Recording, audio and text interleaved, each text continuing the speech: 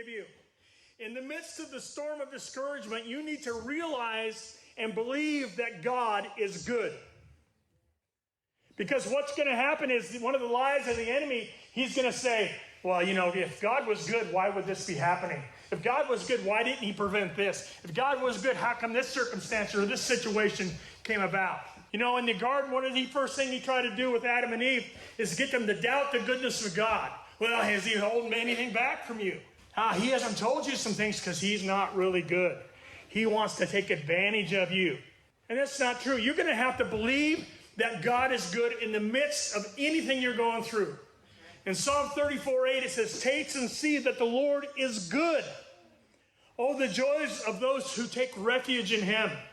So as we take refuge in God and his goodness, we're going to find that we're going to have a revelation of what that means, and the discouragement's going to bleed away. We're going to begin to go, wow, when you look at it with his perspective, things look a little different. The mountains that we're facing don't look as big as they used to. The struggles that we're encountering look like, well, God and me, we can do this. He's able to help me in this. And so I want to tell you a story.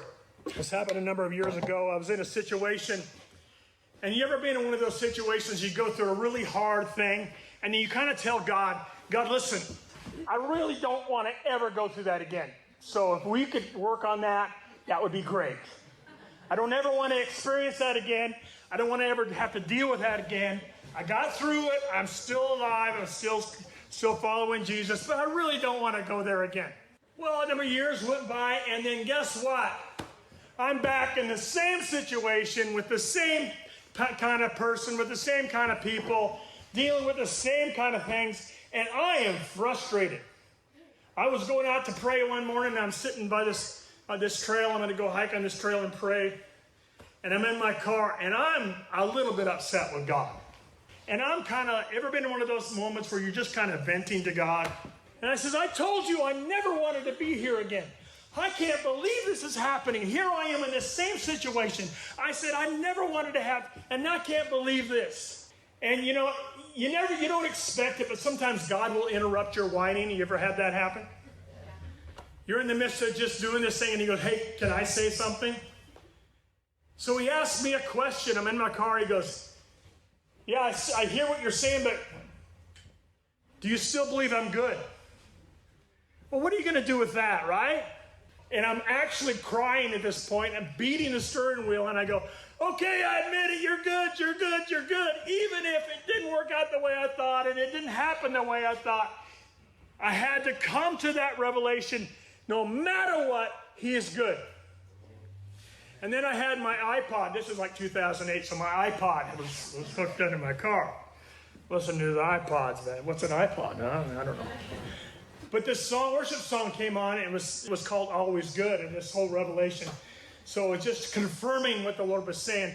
But in the midst of your storm, whatever it is, you've got to come to the grips with the revelation. No matter what, he's good. He loves me. He has my best interest in mind. He will never leave me or forsake me. You have to have that as a bedrock that you can stand on in the midst of your storm, because this discouragement is coming to take you out.